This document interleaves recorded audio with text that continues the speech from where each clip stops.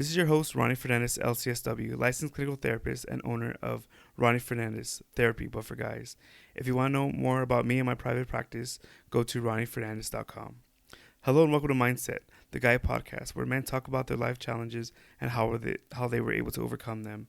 My goal with this podcast is to help men better express their thoughts and develop a mindset to better deal with their life challenges. This podcast is not clinical therapy. The men that I interview are not my clients, but have great stories on how they were able to develop a mindset to conquer their challenges. I'm not a professional interviewer or host, so please forgive me for all the pauses, and misplaced words.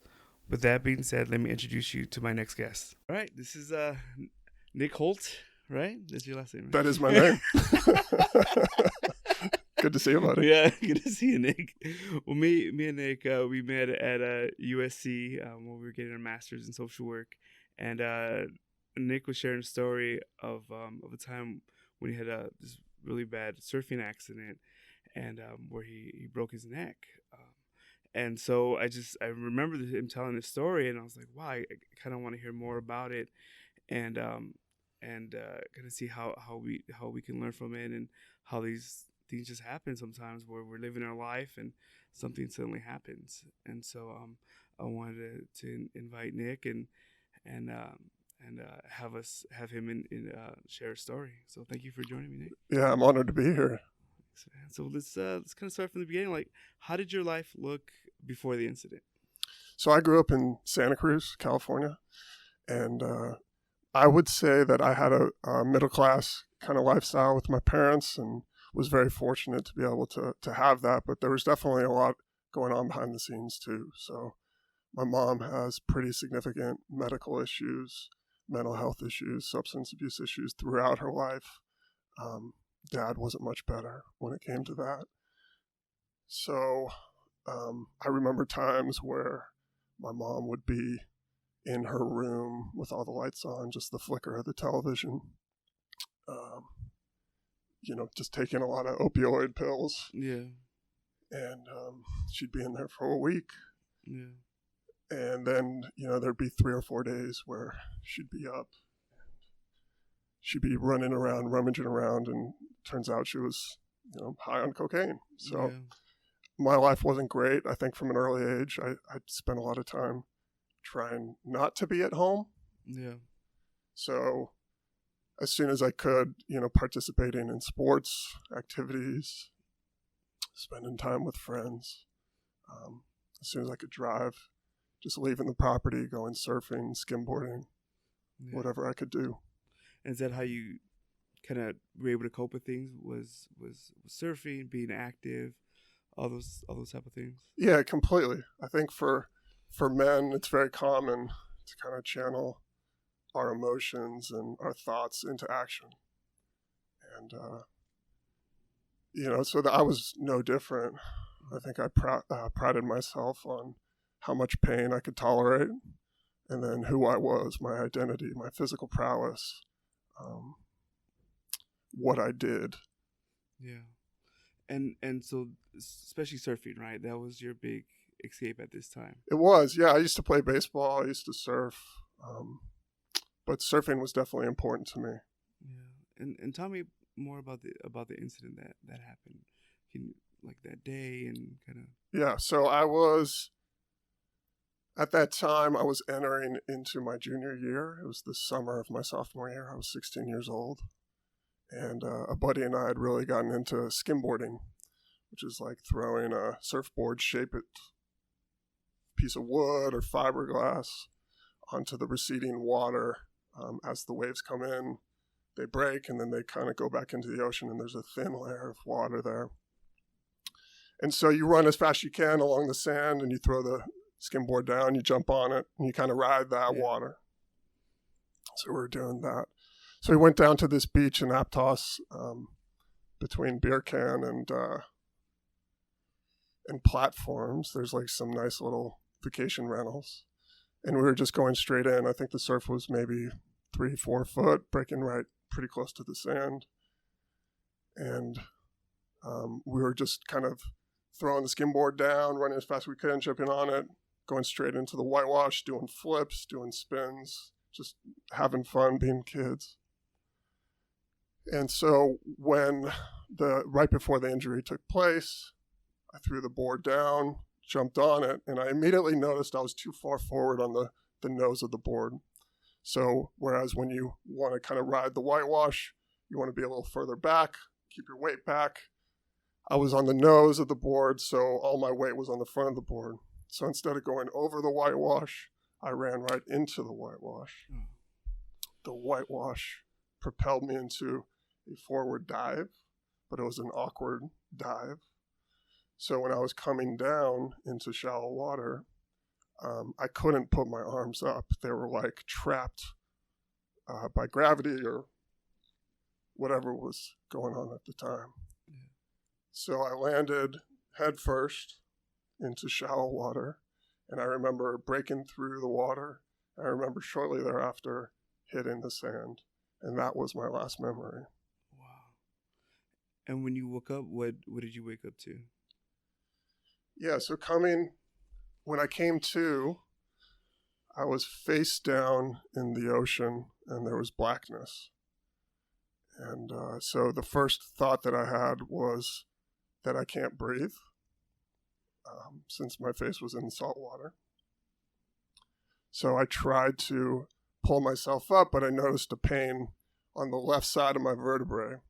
So instinctively, I took my left hand and I braced it between my shin bone and my clavicle, and I pulled my head up to take a breath. So as I'm standing in maybe waist-deep water, with my left hand between my neck and my clavicle, my first instinct is that I want to go home to my parents' house, and I want to sit down on the couch and just rest. And so I go to take a step, and I try to move my right foot, but my right foot doesn't move. My left foot moves. And then I go to move my left foot. My left foot doesn't move. My right foot moves. My right foot bumps into my left. I trip myself, fall directly into the water, and just float there. And at that point, I recognized something was wrong. And I got to get very scared. Yeah. Because at that point, I'm not going to be able to move. I'm thinking all sorts of things.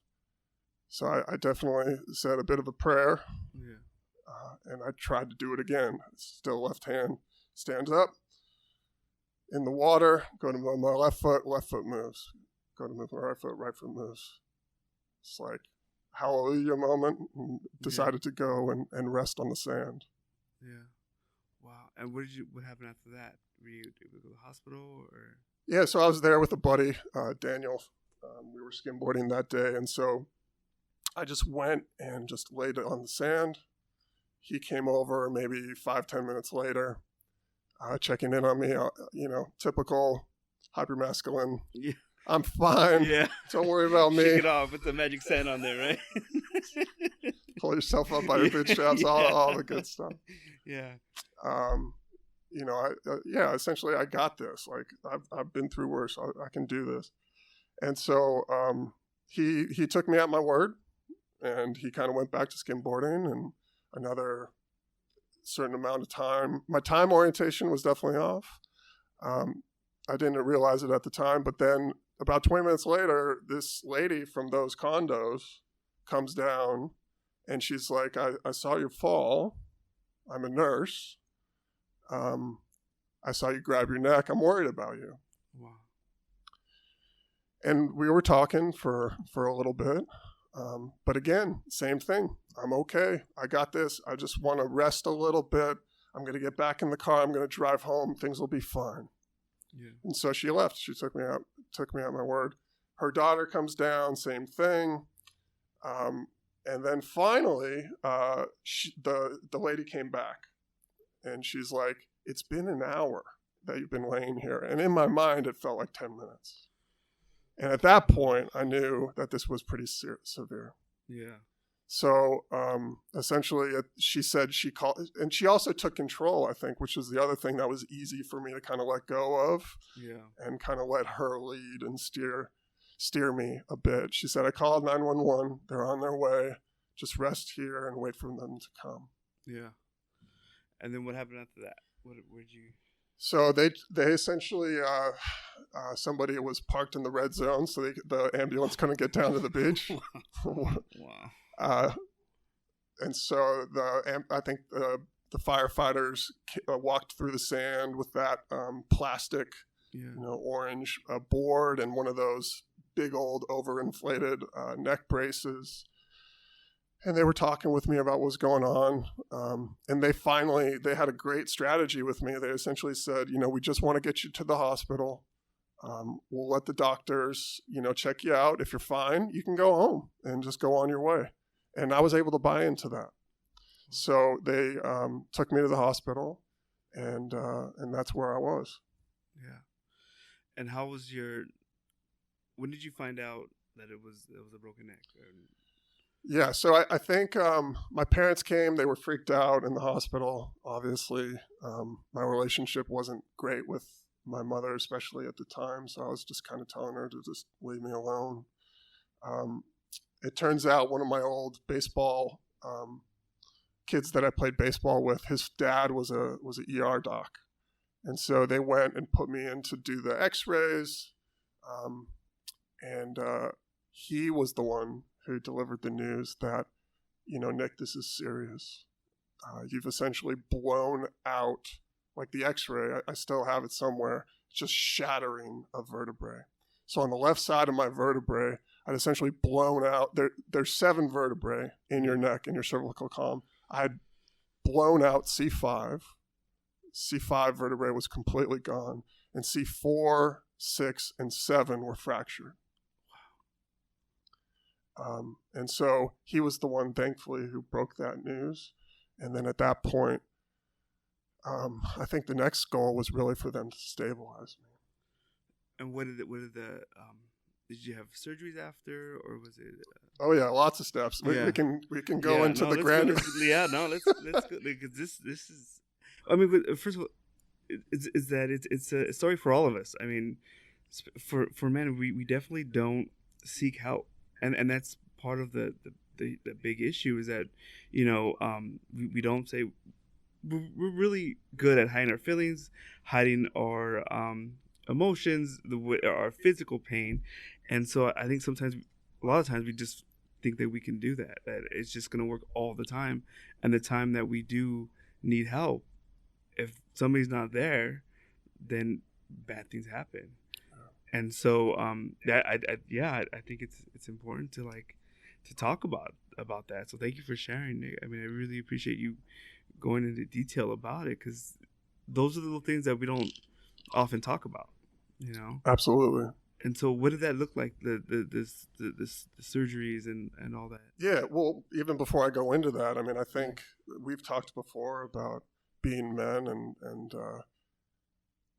some of the core beliefs of being defective or weak or incompetent or inadequate, and how that can be such a trigger for us, if you will, to not ask for help, to not reach out, to fear vulnerability. And I think, you and I very much have clearly learned the lesson that, there's such a strength in being a man who can be comfortable and feel safe within vulnerability and being exposed, and the value and the fruits that you kind of reap with that. Yeah, it's definitely the finding the balance.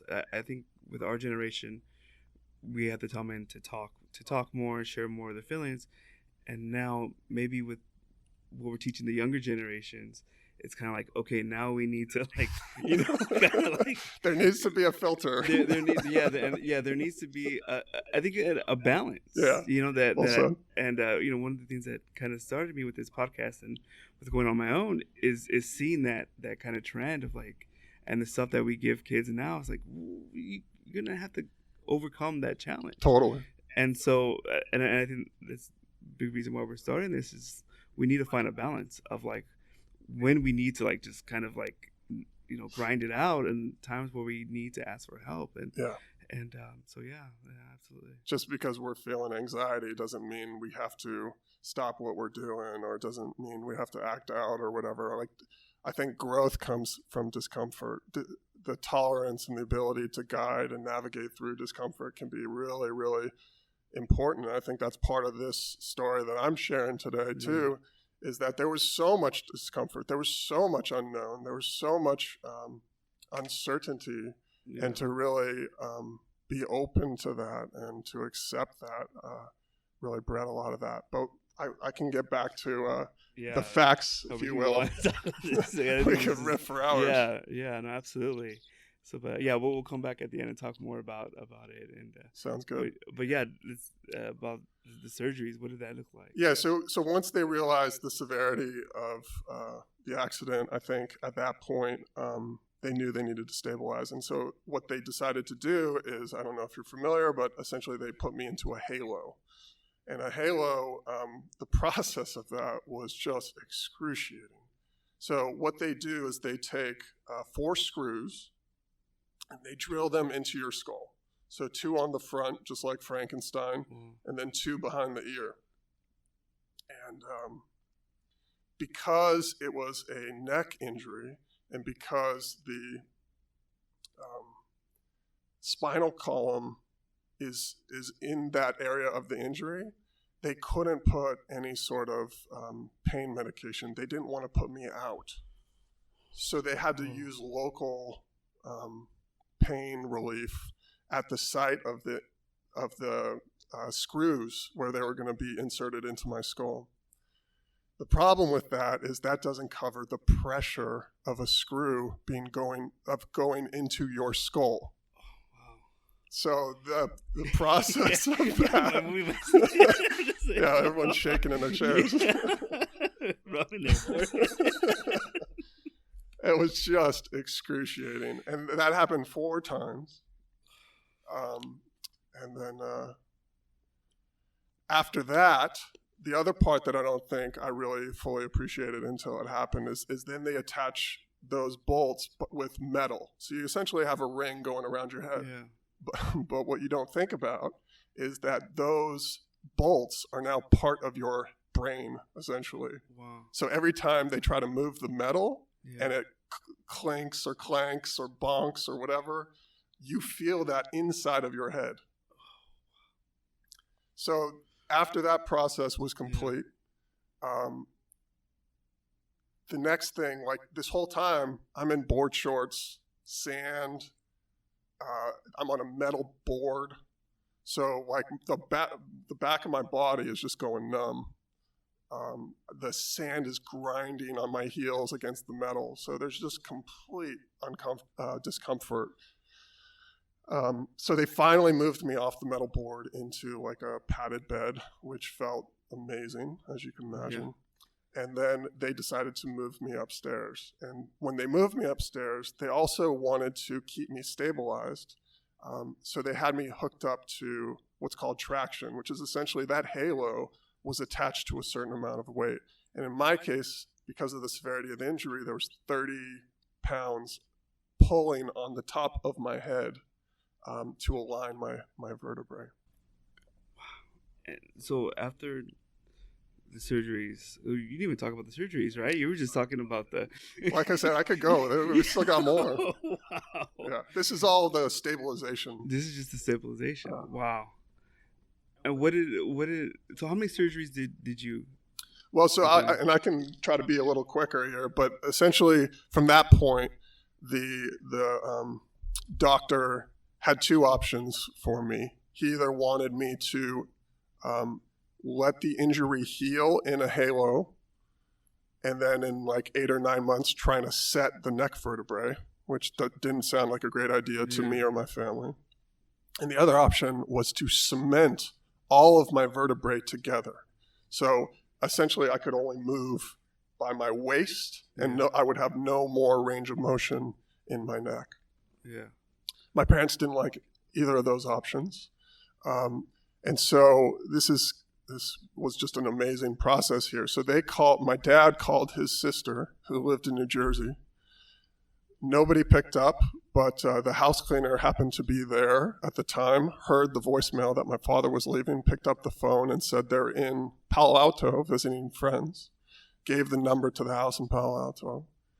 My dad called the house in Palo Alto, told them the situation and what was happening, and they said, we're sitting down with the head of Stanford Hospital right now. Let me put him on the phone. He talked to my father about the situation, and essentially he said, my head of neurosurgery will call you tomorrow. And so the next day, my dad gets a call from the head of neurosurgery at Stanford Hospital. How can I help you? Wow. So later that day, a helicopter came down from Stanford to the local hospital, which was Dominican.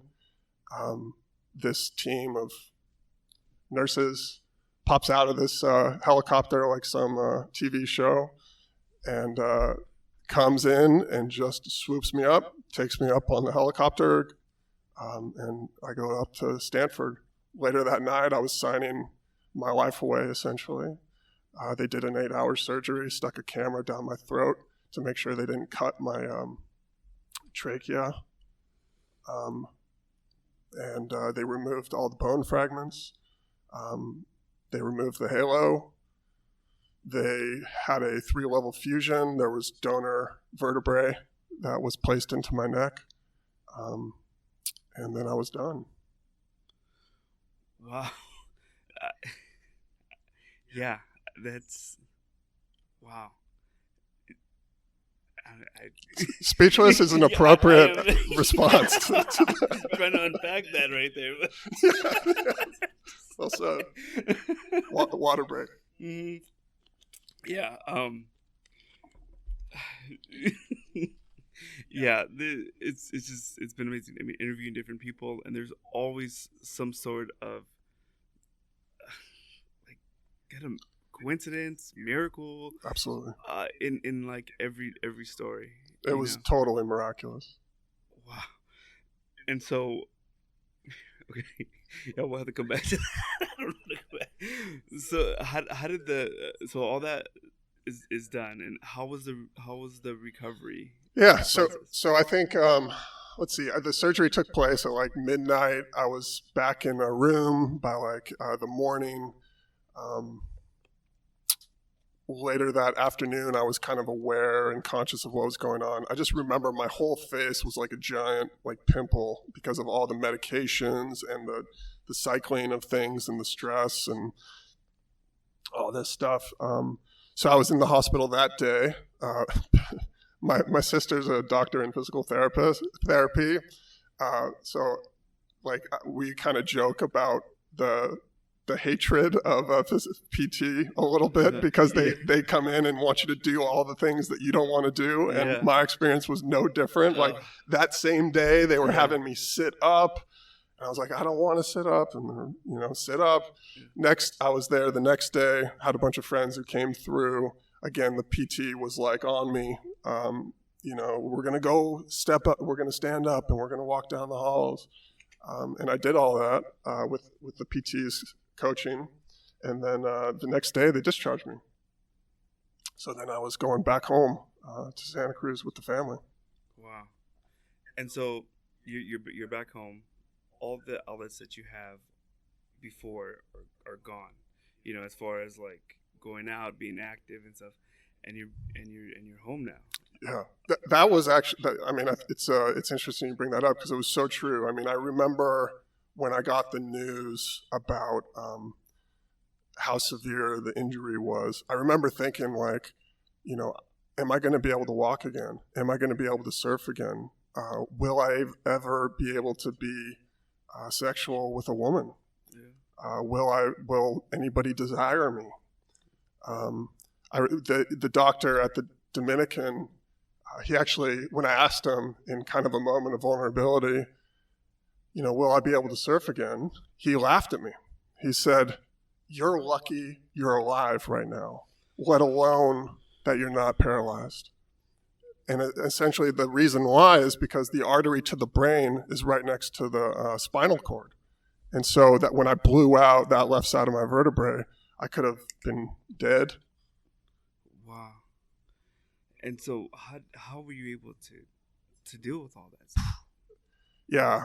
Well, how was that process like? It was brutal. There's a lot of things that I think I took away from that. I mean, I wish I could say that there was this magical intervention where everything was different, but I mean, I think I struggled with that event for years. I mean, I think to a certain extent I still struggle with the vulnerability of that time. Yeah. But definitely getting home, I used to sleep on my stomach. I couldn't sleep on my stomach anymore. I had to learn to sleep on my back. I remember moments being in the hospital where I was in the halo and I had to sleep on my back and I was in pain and I couldn't move.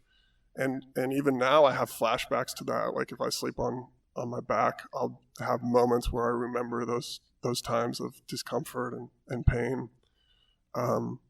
So it's just a long adjustment process. Taking showers had a whole new meaning. Trying to move to check something too fast hurt like crazy because I would be moving my neck. Trying to be in a car or, spending time with friends who are all doing their own things and I can't go surf. I'm on the shore just watching them have fun and go do things that I love. So it could have been really easy for you to stay in that and just being pissed off, right? Just being upset all the time. Completely. How were you able to? I mean, first of all, did you get to that point? And how did you get out? Yeah, no, I was definitely upset. I had a lot of rage, a lot of frustration. I don't think I was like fully formed, fully conscious at that time.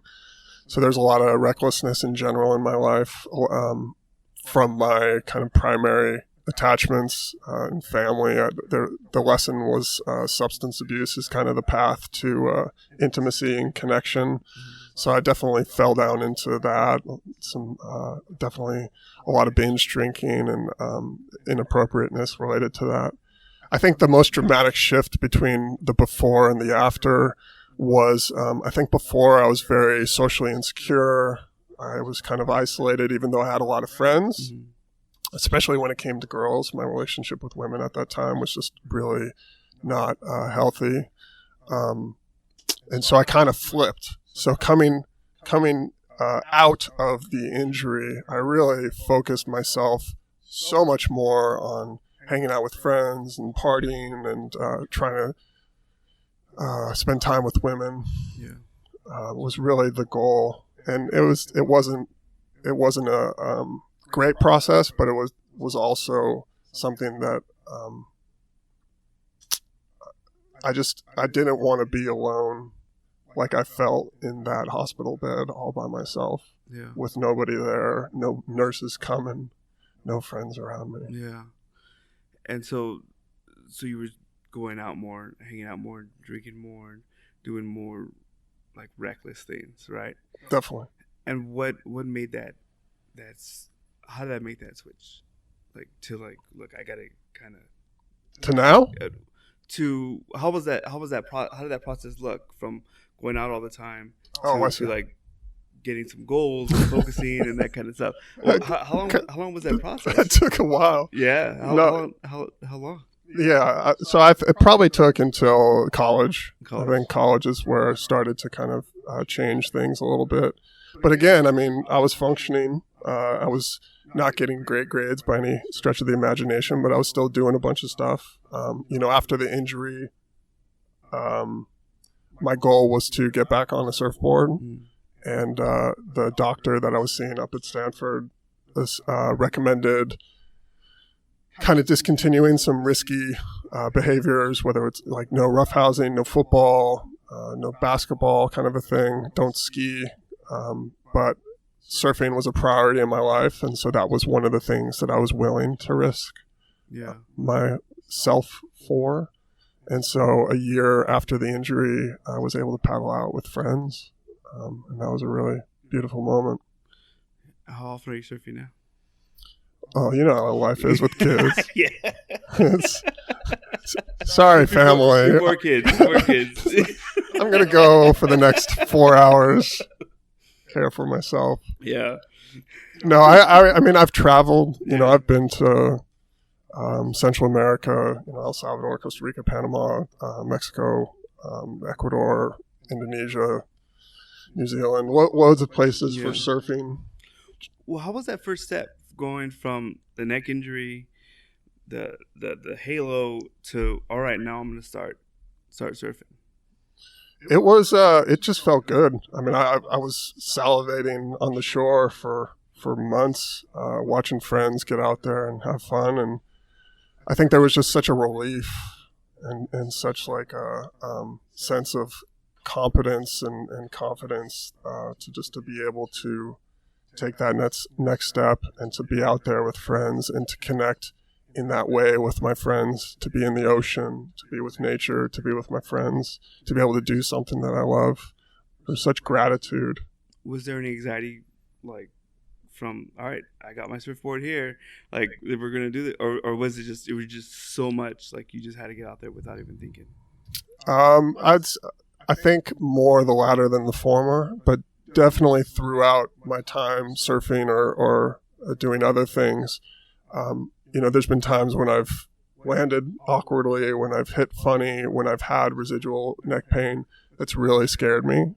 And I definitely always will follow up to make sure everything is still good and in alignment, get the x-rays, do the extra work just to make sure things are okay. I'm also a big proponent of body work, so like massage and stuff too. Yeah. Try to do that to kind of de-stress. Was there anything that you had to do that motivated you to get to that point of like, I'm going to start surfing? Or did you have to stop something, or was it just as soon as you were good, you went? Just trying to build the surrounding muscle has always been something important to me. Yeah. So trying to build the neck muscles, keep them strong, stretch, maintain that flexibility. Yeah. And what life lessons did you learn from all this? Oh, loads. I think in general, I think you have to being comfortable with discomfort is a major lesson. I've found in my life that the times when I grow the most are when I am uncomfortable, when I've said something that's been insensitive or done something that's hurt somebody, even if it was my execution differed from my intention, to be aware of those moments. And so this is no different. I think going from a place of not having the ability to move, being restricted in a bed, and going through the thoughts and the anxieties and the fears and the worries, and being able to kind of coach myself through that process and support myself through that process has really yielded great dividends when it comes to that. I also don't think that it's an easy, there's not a magical one thing that was helpful. I think it's just we as humans, I think we drift and we return, right? Yeah. So that process of returning, reflecting, finding support, finding care, safety, that has always been important to me, whether that's good friends that I trust or doing my own psychotherapy, whatever it might be, to really come in and it's maintenance. Yeah. And who or like incidents that kind of helped you through the process? Yeah, so I think I had some really good friends at the time. I had a lot of really good. I was friends with the families of some friends, and they were very helpful. My parents' sister, of course, and as well as one of my dad's good buddies was always like a second dad to me, providing support and needing those wise words when I needed it.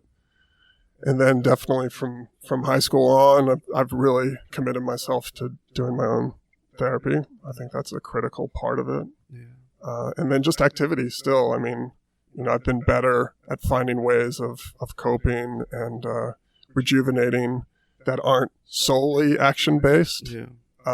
So I've kind of supplemented that with other things, but I still go out. I still like to go to the gym. I still like to be active with the family, surfing, different pursuits. What about people? So if somebody, I want to ask you, what's helpful for what would you tell somebody else? But also, well, let's start first.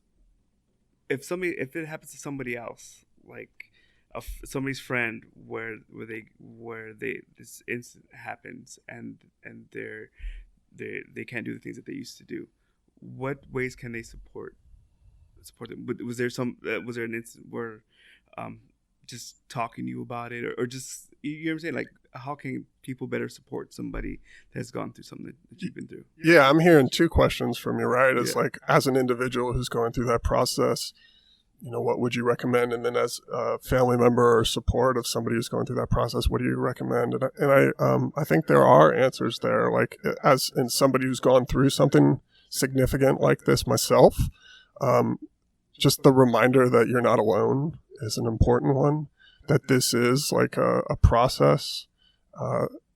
And you going through this process has nothing to do with you per se. It's the process that you're undergoing. So how are you going to care for yourself? And just be reminded that, again, you're not alone. This is normal for the situation that you're going through, that there's people out there who care for you and want the best for you, and to try to find those places where you feel most comfortable to connect, to be vulnerable, to feel safe.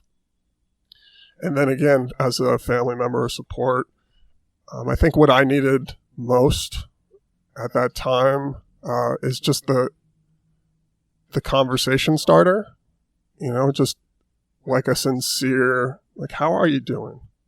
And then not trying to fill the space. Yeah. But just really caring for the response. Yeah, just kind of sitting there with somebody. It's being in a kind of like a situation where we're like, I don't know if I should call them, or I don't know, you know what I mean? Like, just kind of sitting there with the person, and really asking them how they're doing. And waiting for that pause. Like, the pause is okay, Yeah. What I care about is not talking to fill the space, right? Like, so many times I think when we're talking to people, we're asking a question so we get to talk. Yeah, absolutely. Yeah. Like, really thinking intentionally about, I'm asking this question because the only thing I care about is what your experience is. Yeah. And I think what you're saying about discomfort, I think it goes both ways. I mean, it goes as far as like growing, but also sitting with somebody in an uncomfortable situation. Completely. And not trying to fix. Yeah, there's nothing you can do. Your neck is broken. There's nothing you can do. I can do anything about it. All I can do is sit here with you, right? Absolutely. Any other takeaways to sum everything up, or anything that, like, you feel that it's important? No, I just want to thank you for giving me space here to talk about this. Really honored to be here and support what you're doing, and really excited for you. And I think it's important to have these types of conversations. So I'm happy to be doing it. All right. Thanks, Nick. Appreciate it, man. Yeah.